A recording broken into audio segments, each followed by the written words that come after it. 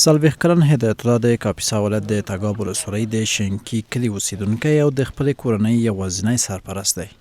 دی وایي له کلونو راهیسې د نیکونو او پلرونو څخه ورته پاتې د انارو بڼونه کري او له خپل د کاره خوښ دی.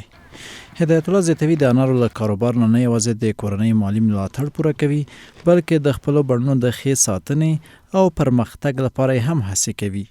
موږ خو دغه باغونه چې موږ د نیکونو ته وخت د باغونو کاروبار موږ شروع کړی او موږ ډېر خوشحاله او ښه اصل کې پیسې کوي پوه شوې او ښه کاروبار مو پرې جوړ ده او الله روزي ده الله رزق ده د چا ښه محصول خدای پکې برکت اچوي او ښه کاروبار هم جوړ ده ارام هغه نه کوو موږ او که ارام پسې وکړو هغې کې برکت نه وي.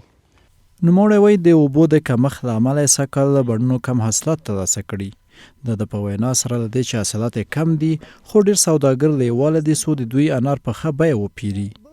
سږ کال حاصلات ښه نه وو پخوا ښه حاصلات وو سږ کال یې کم ضعیفه وو اوس مشکل څه و؟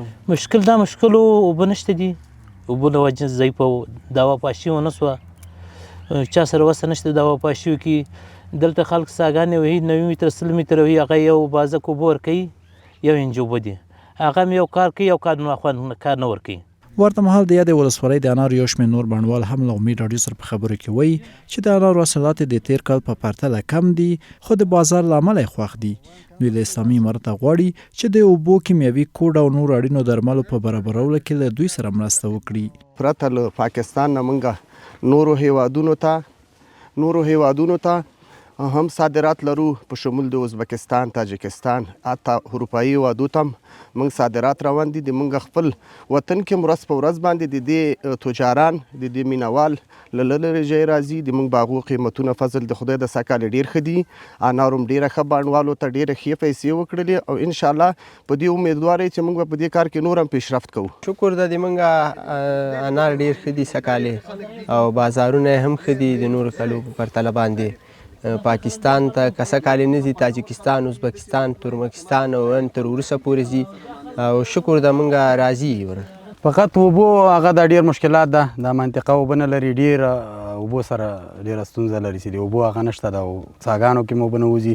زیاتره خلک 2-3 څاګانې ووهي اوبه ورته نه وځي 2-3 لکه روپۍ ځان تاواني کېږي 1 لک روپۍ حاصل کېږي 2-3 لکه دی قرضدار یې پکې او دوی سره اسلامي امارت سره موږ دغه چې لږ د اوبو همکاري وکړي. له دې سره سم د اوبو او انرژۍ وزارت ویاند قاري مطیع الله عابد وایي اقلیمي بدلون د هیواد پر ګڼ شمېر سیمو منفي اغیزه کړې چې د کبله نه یوازې افغانستان بلکې د سیمې ډیری هیوادونه له وچکالۍ سره مخ دي. نوموړی دغه راز زیاتوي د کاپیسا ولایت تګاب او نجراب ولسوالۍ کې د 2 بندونو د سروې چارې بشپړې شوي دي او د یادو بندونو رغېدو سره به د دې ولایت د وچکالۍ ستونزه حل شي. د کاپیسا ولایت کې د اوبو انرژۍ وزارت له لوري خصوصا نجراب ولسوالۍ کې تګاب ولسوالۍ کې تنګي بدراب په نوم باندې او اشبي اعلی سای په نوم باندې د 2 بندونه سروې شوي دي او د دې ترڅنګ د نورو مرحلو لپاره هڅې روانې دي چې چېرته دغه 2 بندونه جوړ شي نو د ټول کاپیسا ولایت د اوبو ستونزه به د امکان تر حده ورسره حل شي. انار د افغانستان له مهمو میوو څخه شمیرل کیږي چې نه یوازې په کور دننه بلکې په بهر کې هم ډیر خلک له دې څخه ګټه پورته کوي. بڼوال وایي که چیرته ملاتړ وشي نه یوازې په ښه کیفیت بلکې په لوړه کچه به د افغانستان انار تر اروپایي او امریکایي هیوادونو صادر کړي.